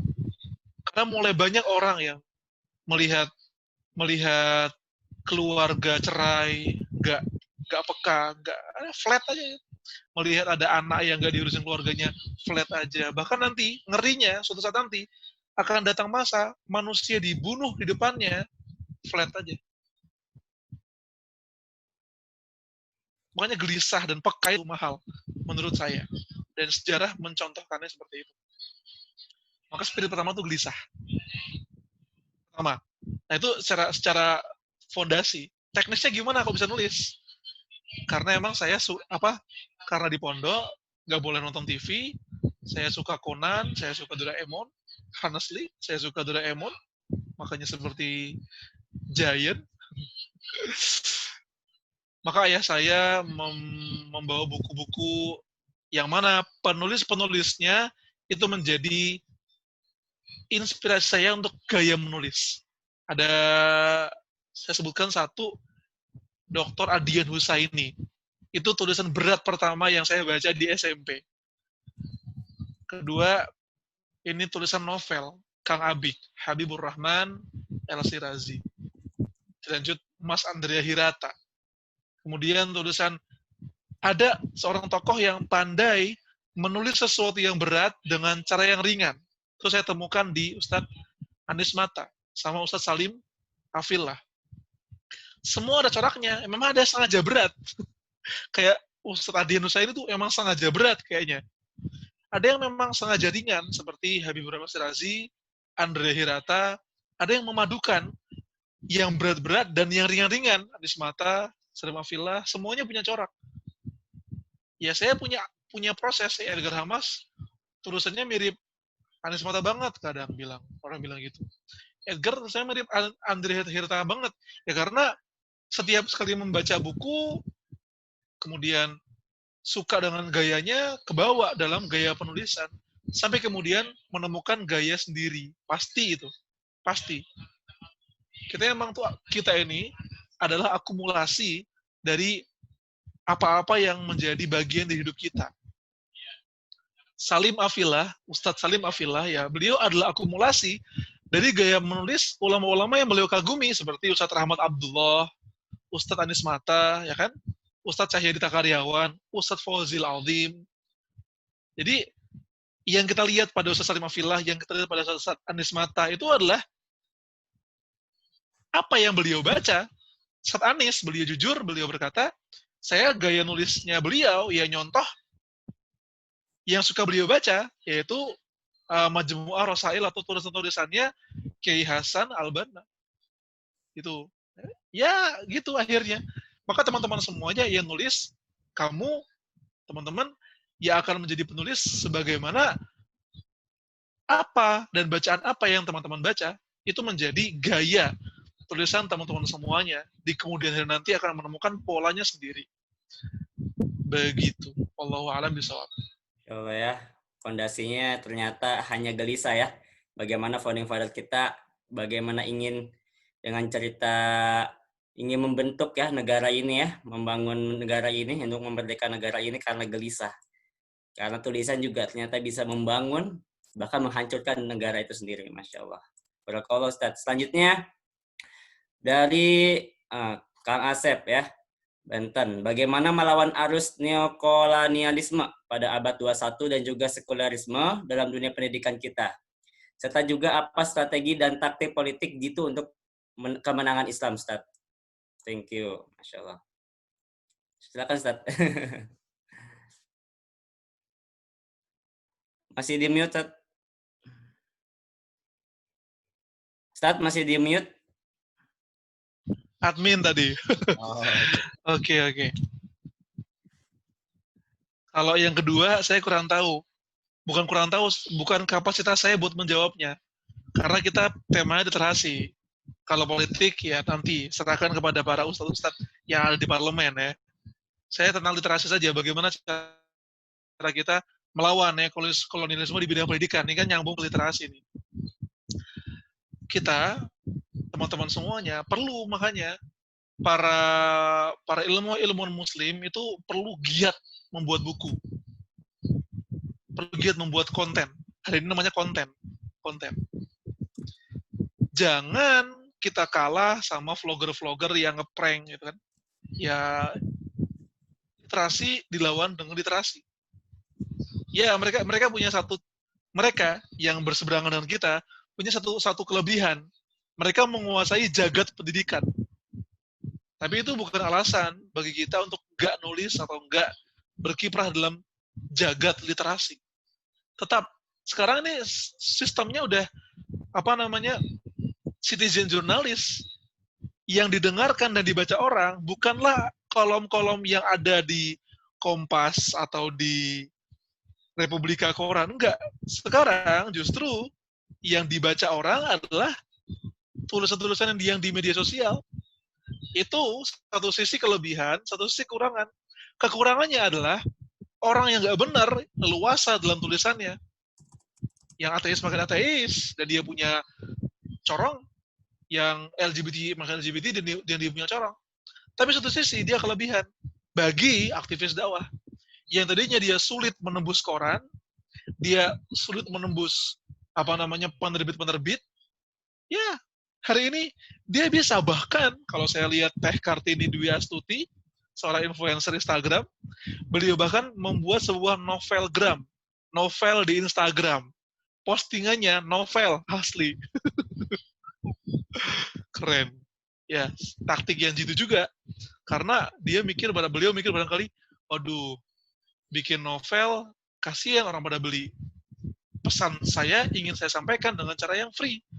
Ya akhirnya ya beliau buat novel di Instagram. Sekarang lagi zamannya microblog. Ada zamannya carousel. Jadi orang suka bikin konten-konten kayak gitu. Ya, masuk ke situ. Masuk. Itu penting banget. Untuk melawan narasi, perlu dengan narasi. Dan ini penting saya sampaikan, data pun dilawan dengan data. Jangan data dilawan dengan hoax. Maka teman-teman semuanya ini barangkali buat bapak ibu atau ayah ibu kita yang banyak sekali termakan broadcast di grup WhatsApp keluarga, ya, obat corona sudah ketemu. Obatnya adalah wudhu. Obatnya adalah, iya ya, wudhu memang baik, tapi wudhu itu bukan obat corona, ya. Uh, Obat ini sudah ditemukan. Jadi banyak banget karena generasi boomer sama generasi X itu kognitifnya udah berkurang. Jadi info-info yang hoax ini yang tadi saya bilang kayak di awal contohnya sumbernya di www.postinganviral.blogspot.com itu langsung di-share. Ini penting nak, harus pokoknya baca nih. Kalau nggak percaya, awas aja soalnya ibu percaya sama ini. Umat perlu dididik dengan yang namanya literasi. Bahkan saya lihat di Twitter, ada seorang sejarawan. Buku-buku yang saya baca, kata beliau, buku-buku sejarah yang saya baca, yang valid, itu kalah sama argumen orang yang mengatakan, masa sih saya baca di Tirto gak kayak gitu? Ya Rahman. Buku-buku tebal itu kalah sama saya baca di Tirto kalau nggak salah kayak gitu. Ya Rahman. Ini umat Islam hari ini. Masya Allah. Jadi emang perlu ada sebuah ungkapan yang bagus juga. Kalau sebuah bangsa ingin merdeka dari hoax, maka bangsa itu harus terbiasa berpindah dari bacaan 160 karakter menuju ke bacaan 1.600 karakter. Artinya berpindah dari media sosial, itu media sosial tuh cuma jendela aja. Berpindah dari 160 karakter menuju ke buku 1.600 karakter, 16.000 karakter. Karena di buku lebih jelas, lebih dalam, lebih tertata. Kalau di media sosial kan katanya ini A, katanya ini B, kita jadi rusak otak kita kemudian dengar info-info kayak gitu. Makanya perlu dididik seni berliterasi itu buat kita secara umum. Insya Allah seperti itu. Wallahu a'lam bishawab. Insya Allah, ya Ustaz. Kalau kata guru saya, dalam literasi itu kita mencari informasi atau data, syaratnya 3B, Ustaz. Oh, siap. Yang Apa tuh? pertama, benar, ya. Bukan dari postingan vistinganviral.blogspot.com ya. Contoh Yang doang. kedua, baik, Ustaz. Yang kedua, baik ya. Hmm, Hal-hal yang baik yang kita dapatkan. Yang ketiga, bermanfaat. Insya mantap. Allah. Iya, iya. Penting ini. Dari Mas Itu Tafsir nih. harus sama-sama kita jaga ya, terkait dengan Iya, nyari informasi itu sendiri. betul, betul. Baik, Ustaz, selanjutnya dari Kang Muhammad Izzar Rosyadi ya. Waduh, Baik, ini Pak Bos. Bismillah. Banyak distorsi sejarah, tapi kadang ada yang bilang sejarah Islam pun dibagus-baguskan, Ustaz. Ditutupi Iya. kebobrokannya. Misal tentang Muhammad Al-Fatih yang kata mereka menaklukkan Konstantinopel dengan barbar. Apa nih Hmm, barbar? iya, Apakah iya. itu juga hasil distorsi sejarah akibat kita kalah produktif dengan penulis barat, Ustaz? Terima kasih. Sip. Ya, betul, betul banget sih. Kita perlu mendudukkan sejarah dengan adil. Makanya itu spirit Gensa tuh kayak gitu. Kalau emang ada buruknya ya sampaikanlah buruknya. Cuma jangan buruk-buruk yang apa ya? Ketika menyampaikan keburukan atau menyampaikan sesuatu yang negatif tentang sebuah kaum itu bukan untuk dijelek-jelekkan. Orientasinya adalah untuk dievaluasi agar tidak terulang. Itu spirit kita. Makanya ada rubrik di Gensa, kenapa kita jatuh? Kenapa Umayyah jatuh? Kenapa Abbasiyah jatuh? Kenapa Utsmaniyah jatuh? Sebabnya apa? Kita terang-terangan sampaikan. Utsmaniyah jauh dari agama, ada. Dan ketika saya bilang Utsmaniyah jauh dari agama, biasanya bakal diserang sama fans Turki nih abis ini. Ada fans Turki di sini? Iya memang. Ada masanya Utsmaniyah memang jauh dari agama, ada masanya Abbasiyah jauh dari agama, bahkan Andalusia itu jatuh pertama kali karena musik. Karena kedatangan seorang Ziryab, seorang musikus dari Baghdad, yang di Baghdad dia diusir, dia datang ke Spanyol, diterima, bahkan musiknya dia mengalahkan majelis-majelis ulama, Ziryab namanya.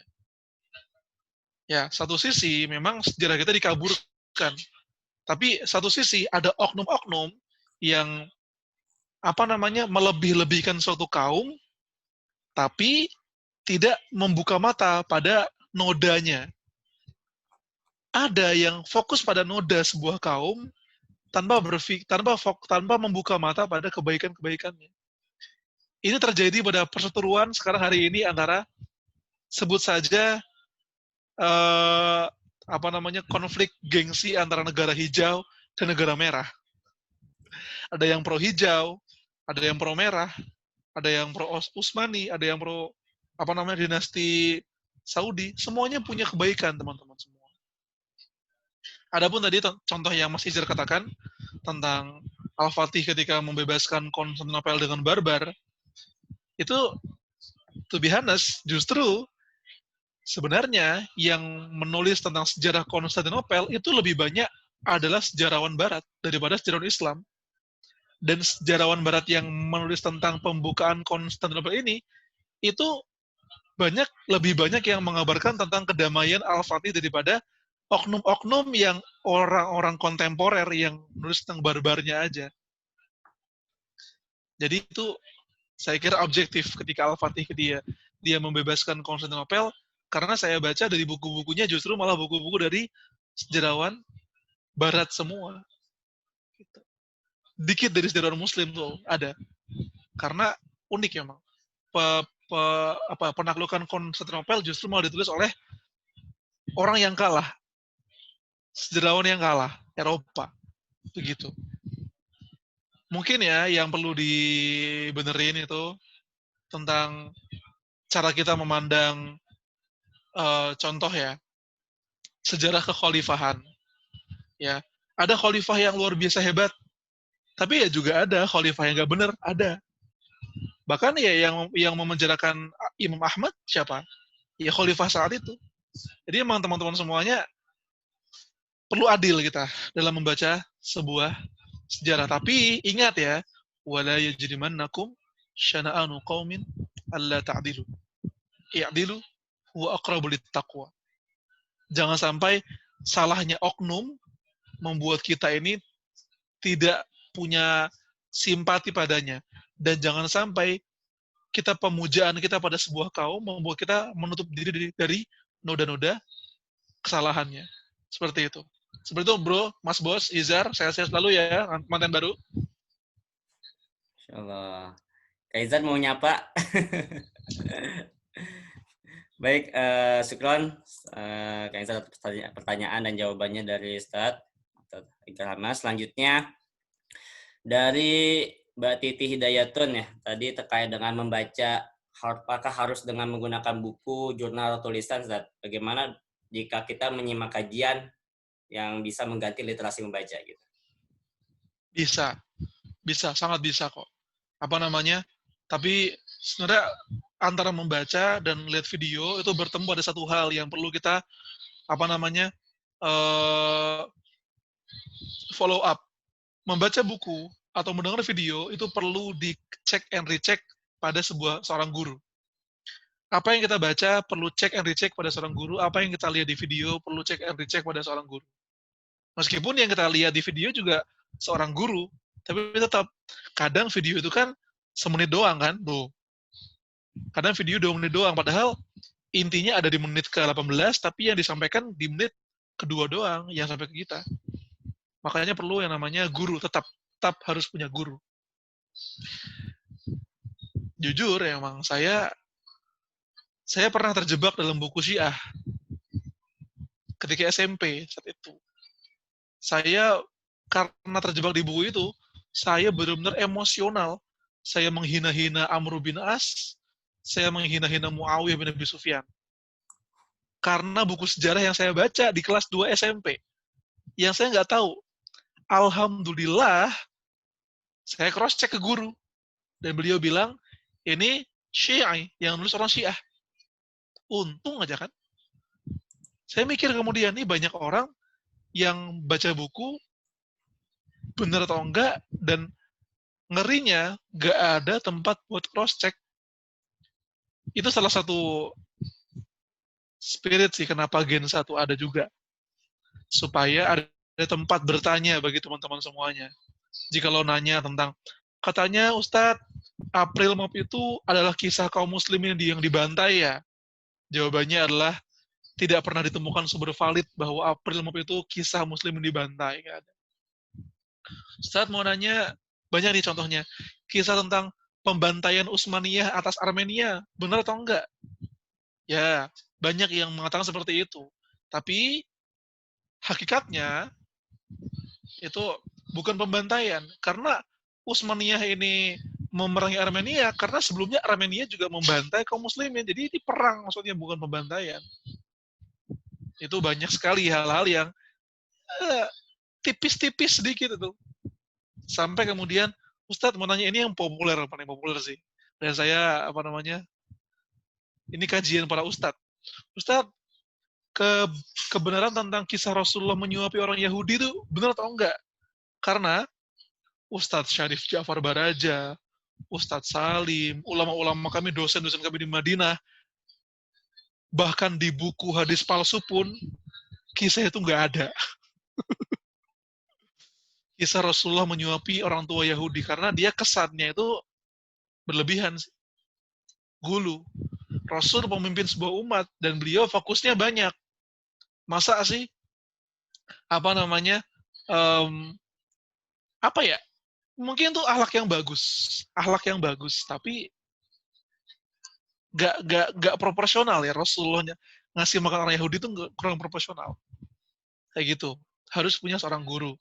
Itu yang pertama. Yang kedua, punya perbandingan. Jangan cuma satu video terus, wih, aku yang paling benar. Yang lain salah. Aku benar. Enggak. Perbandingan lagi, baca buku lain lagi. Lihat video ustadz lain lagi. Begitu. Itu ya, satu punya guru, dua melakukan perbandingan dengan objektif. Wallahu a'lam bishawab. Oke, Masya Allah ya. Sama satu Ustadz yang paling penting, bertulis juga berarti Ustadz ya? Oh jelas, itu termasuk ditulis. Masya Allah. Oke. Selanjutnya, ini ada pertanyaan cukup menarik dari Kamirta Noval. Menurut pandangan Ustadz, kenapa pemuda kita di zaman saat ini lebih suka dan bangga membaca buku Marxis, Ustadz? Buku-buku Marxis, filsafat Yunani gitu. Dan terkadang suka merasa minder dan tidak pede ketika ingin mempelajari dan mengemukakan argumen yang bersumber dari karya-karya ulama yang sebenarnya itu memberikan solusi gitu ya terkait dengan permasalahan yang kita alami. Iya, iya. Bagaimana menumbuhkan rasa bangga terhadap karya-karya Islam, Ustaz? Terima kasih. Baik. Pertama, saya pernah merasakan ya. Jadi ketika kelas 2 SMA, saya ini kisah saya pribadi ya. Saya menempel foto Karl Marx di kamar saya, padahal saya ini anak berpesantren. Bayangin aja. Gila emang tuh. Saya memuja komunisme. Bukan muja sih ya, tapi ya saya ngefans aja sama Karl Marx. Saya taruh tuh buku Das Kapital di atas lemari supaya orang orang lihat Edgar Hamas baca Das Kapital. Kemudian saya menemukan ternyata orang baca gitu tuh bukan karena mereka suka komunisme, awalnya karena pingin sok beda. Saya menemukan itu pada diri saya dulu, ya. Pingin sok beda aja. Itu juga paling nggak dibaca. Paling nggak dibaca ya, kalaupun dibaca ya paling bosen juga kan. Itu satu sih. Atau kemungkinan kedua ya karena emang mereka ini anak muda itu kan identik sama yang namanya rebellion, pemberontakan.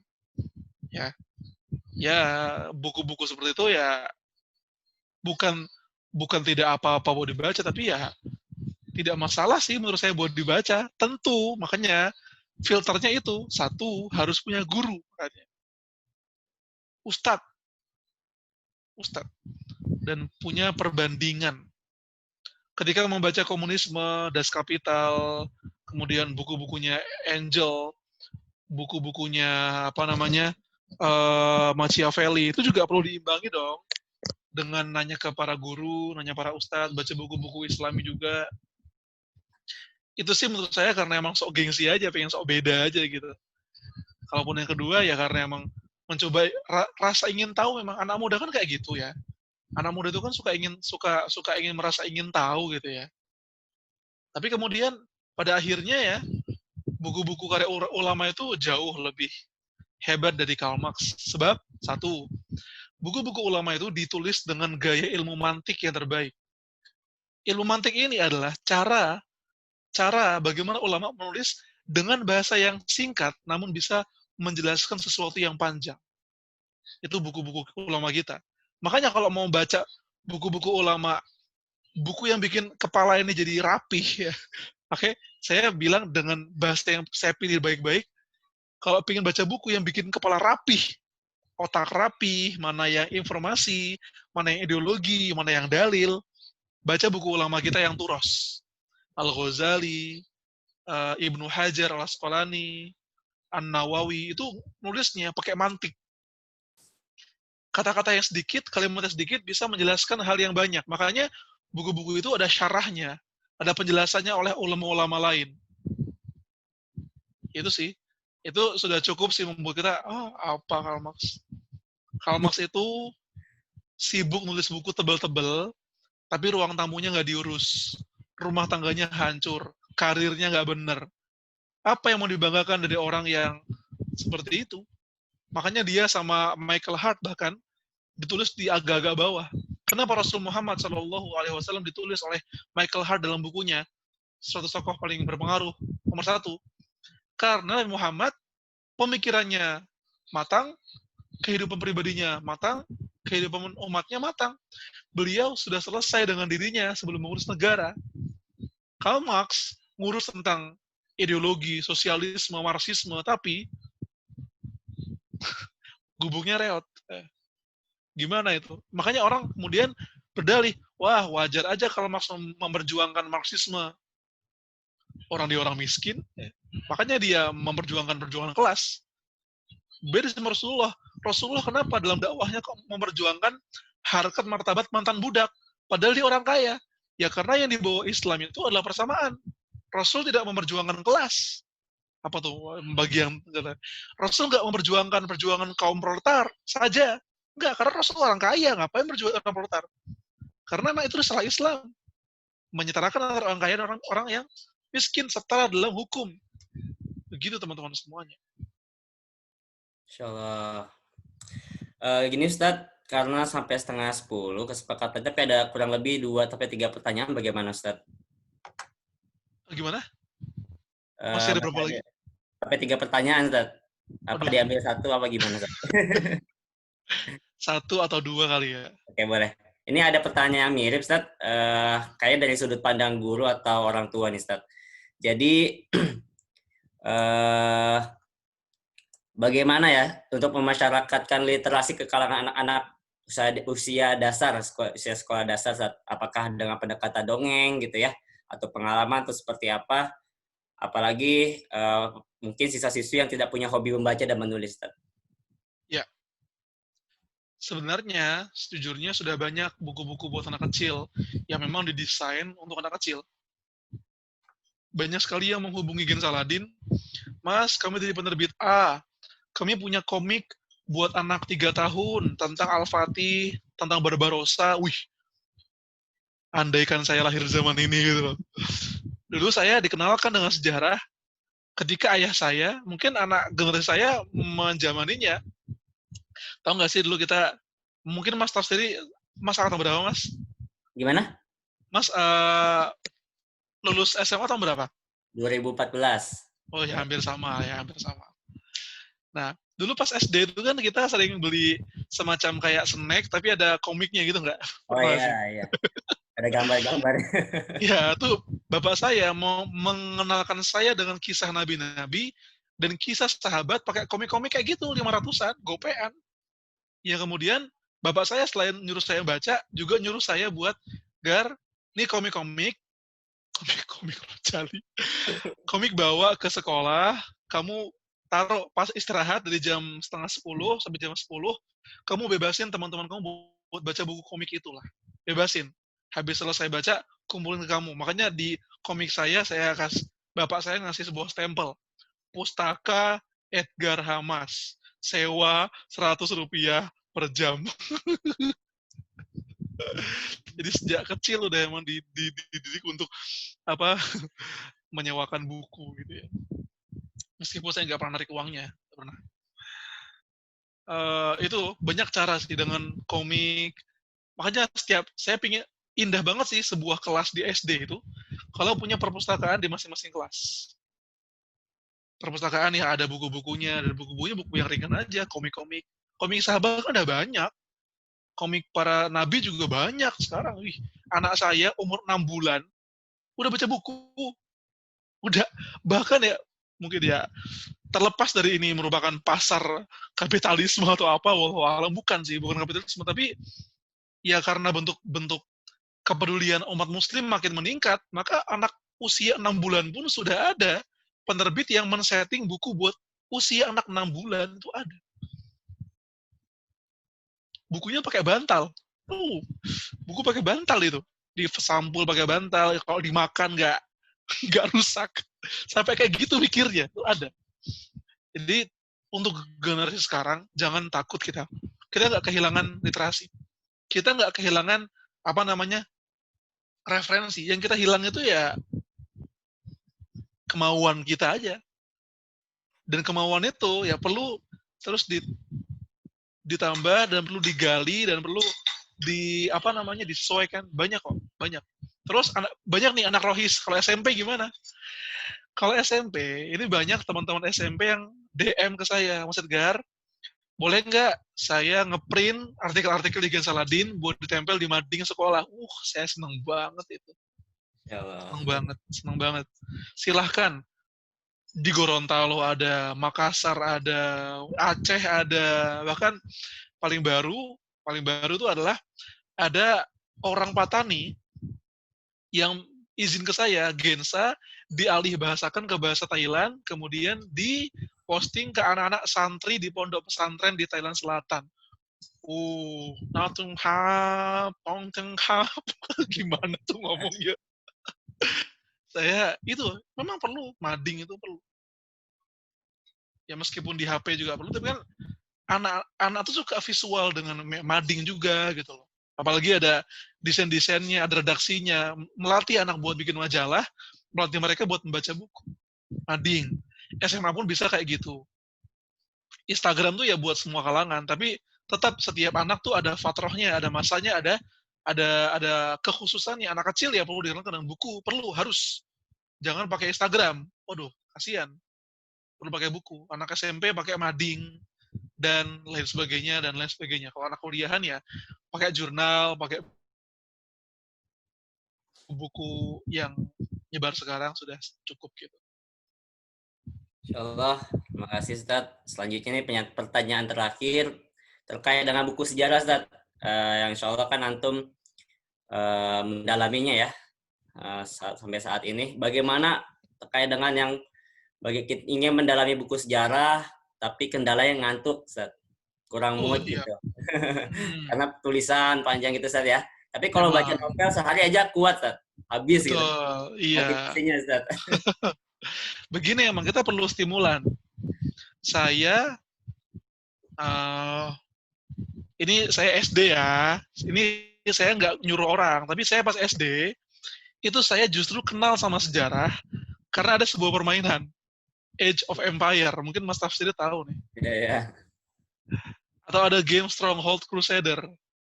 Apa ya, kayak game-game yang ada memang game-game sejarah yang ini saya nggak ngajarin orang ya. Ini ada nggak anak-anak kecil, nggak ada kan? Tapi ini awal saya kenal sejarah justru malah dari situ. Sama dari film. Saya begitu takjubnya ketika suatu hari saya di masjid di SMP, saya lihat ada film Hollywood yang dibintangi oleh Orlando Bloom, Kingdom of Heaven. Wow, itu film yang menjelaskan tentang Salahuddin Al-Ayyubi, tapi yang bikin orang Hollywood. Itu keren banget, walaupun ada sisi-sisi yang gak benernya, jelas. Tapi satu sisi, itu menggambarkan pada saya untuk, wow, berarti sejarah kita tuh keren banget. Salahuddin tuh mantap banget. Ya, cool banget gitu Salahuddin tuh di film itu. Ya, stimulan-stimulan bernama game itu, bernama bacaan ringan itu, komik-komik yang saya baca tentang Nabi, tentang film, serial, itu menjadi stimulan, pendorong, faktor pendorong saya buat membaca yang lebih tebal. Salahuddin di Kingdom of Heaven tuh keren nih, mantep. Akhirnya mendorong saya buat membaca buku-buku yang lebih tebal kan, terdorong, karena saya pengen tahu nih, kekerenan Salahuddin tuh kayak gimana. Ya kan? Ya seperti itu. Nah ini juga menjadi fase buat teman-teman yang belum doyan baca buku sejarah, tonton aja dulu, tonton serial Umar, Payitat, Abdul Hamid, Ertugrul, Kurulus Osman, Deliler, ya itu serial. Tapi jangan jadikan film atau serial itu sebagai referensi. Kenapa? Karena banyak yang didramatisir. Tetap justru film ini akan membuat kita jadi semangat buat baca buku. Karena kita pengen tahu nih aslinya gimana gitu kan. Wih, Ertugrul siapa nih? Filmnya keren banget, cool banget aktornya. Akhirnya kita baca bukunya siapa Ertugrul sebenarnya. Gak dibahas di film kan, di serial Ertugrul ini sang pendiri Utsmani sebelum anaknya Utsman. Dia ini mewajibkan anak seluruh klannya, seluruh sukunya buat menghafal surat Yasin. Buat latihan perang, habis itu sholat duha bareng. Sholat tahajud bareng. Ada mukhoyam zaman dulu. Kemah zaman dulu. Mantap kali. Itu aslinya. Yang gak disebutkan di film. Lebih keren aslinya. Film Al-Fatih itu banyak gak benernya justru. Apalagi Al-Fatih yang Netflix. Al-Fatih apalagi Al-Fatih yang Dracula Untold. Wah, gak bener banget Mas Al-Fatih mati karena sengatan Dracula.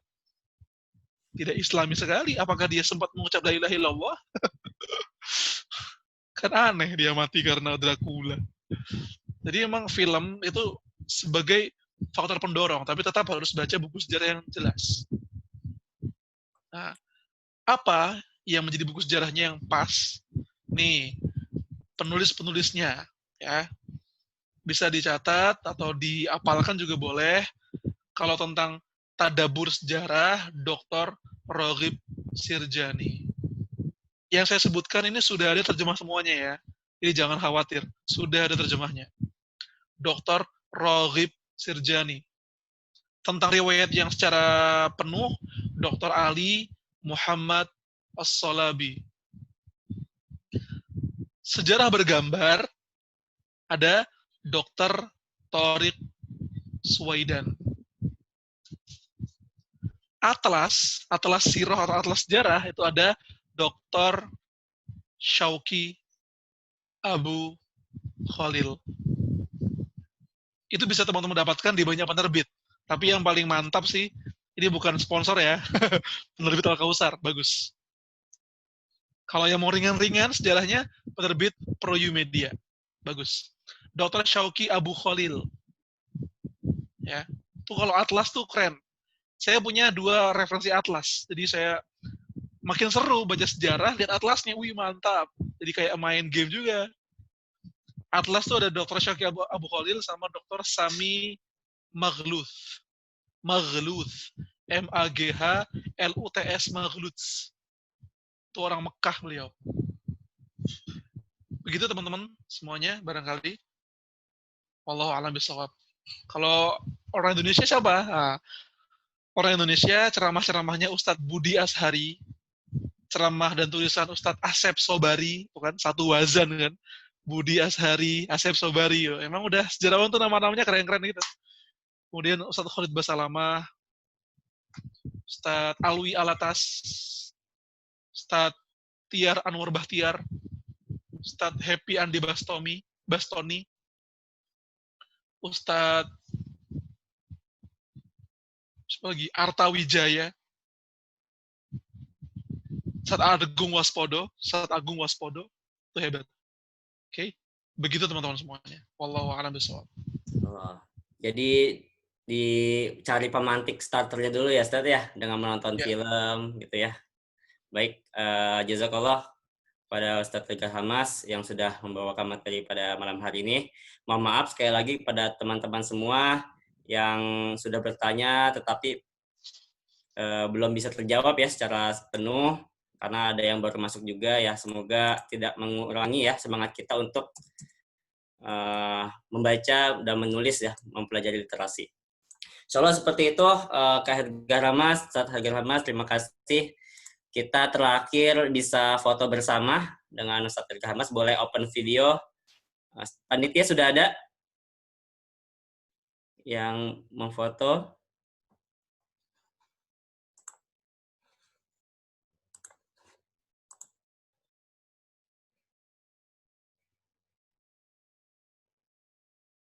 Oke.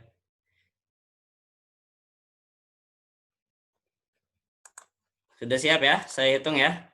Ini karena ada 7 slide ini. Oke. Silakan ya, saya hitung dari 10, nanti akan difoto oleh teman-teman panitia. 10, 9, 8, 7, 6, 5, 4, 3, sudah semua belum? 2, 1, sudah semuanya? Komputer nge-lag katanya, bentar, oke. Masya Allah. Sabar berarti ya. Open video aja, yang panitia saya kadang, oke. Open mic aja.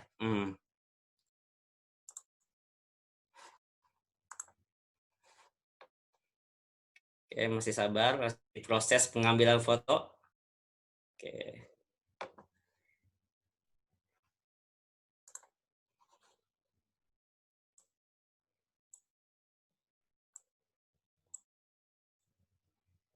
Sudah, kalau sudah boleh dikirim kodenya.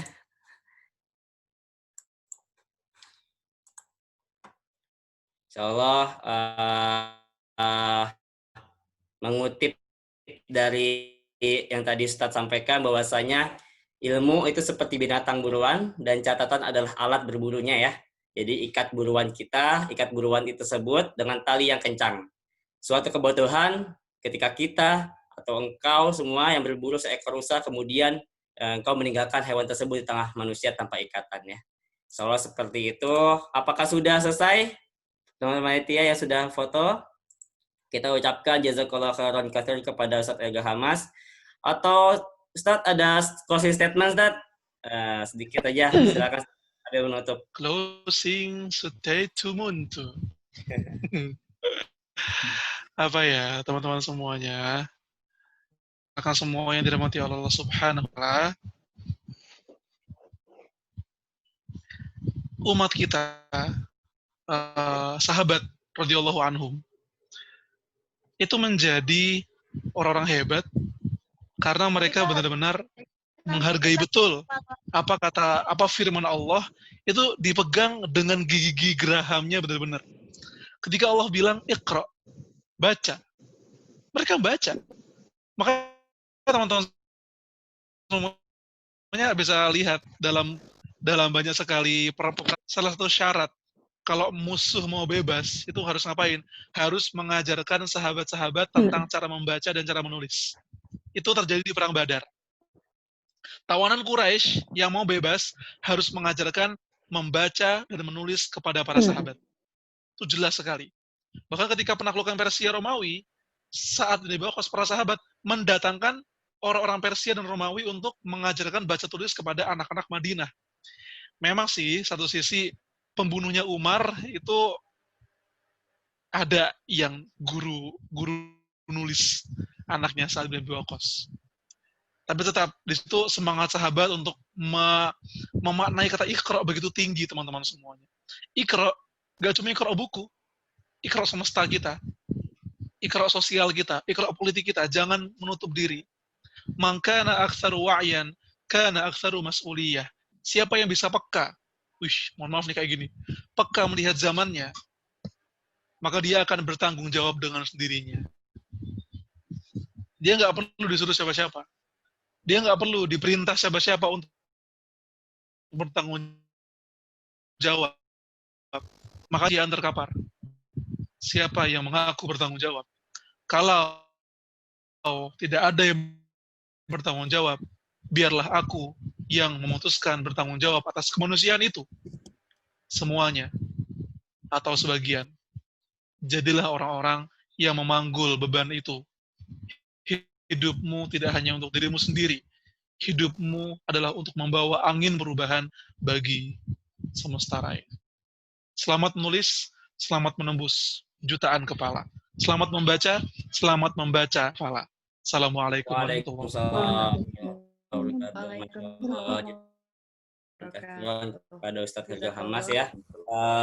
Semoga kita bisa menjadi bagian, bisa menjadi partikel-partikel ya, untuk menjemput kemenangan Islam yang akan datang, merubah perubahan peradaban yang ada, yang akan datang ke depannya, melalui tulisan-tulisan kita, melalui bacaan-bacaan kita, melalui literasi-literasi kita. Amin ya rabbal alamin.